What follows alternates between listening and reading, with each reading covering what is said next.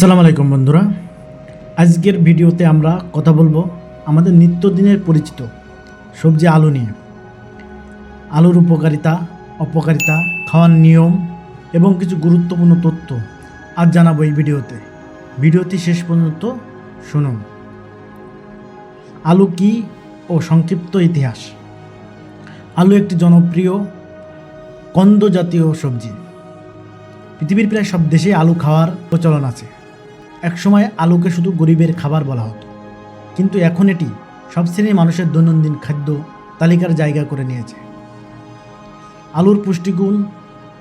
আলুতে রয়েছে শর্করা, আঁশ, vitamin C, vitamin B, vitamin বি6 এবং পটাশিয়াম।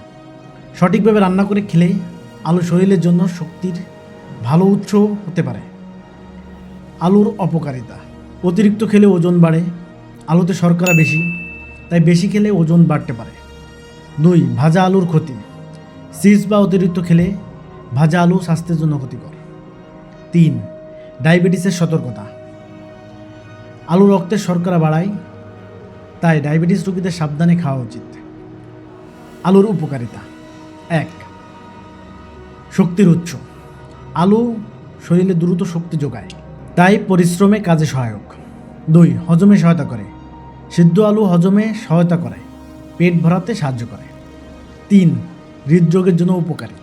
আলুতে থাকা পটাশিয়াম রক্তচাপ স্বাভাবিক রাখতে সহায়তা করে। 4. আলু ত্বকের যত্নে। আলুর রস ত্বকে ব্যবহার করলে কিছু ক্ষেত্রে ত্বকে সতেজ রাখতে সহায়তা করে। 5. ওজন নিয়ন্ত্রণ সহায়ক। পরিমিত পরিমাণে খেলে আলু দীর্ঘক্ষণ পেট ভরা রাখে। আলু খাওয়ার নিয়ম। সেদ্ধ বা হালকা ভাপে রান্না করে খাওয়া উচিত। সবজির সাথে মিশিয়ে খেলে ভালো হয়। রাতে বেশি পরিমাণে আলু খাওয়া এড়িয়ে চলুন। শেষ কথা, আলু আমাদের দৈনন্দিন জীবনের গুরুত্বপূর্ণ খাবার, তবে মনে রাখতে হবে পরিমিত খাওয়াই ভালো। সঠিকভাবে খেলে আলু যেমন উপকারী, তেমনি ভুলভাবে খেলে ক্ষতিও হতে পারে। ভিডিওটি ভালো লাগলে অবশ্যই লাইক দিন, কমেন্ট করুন আর সাবস্ক্রাইব করে রাখুন। ধন্যবাদ সবাইকে।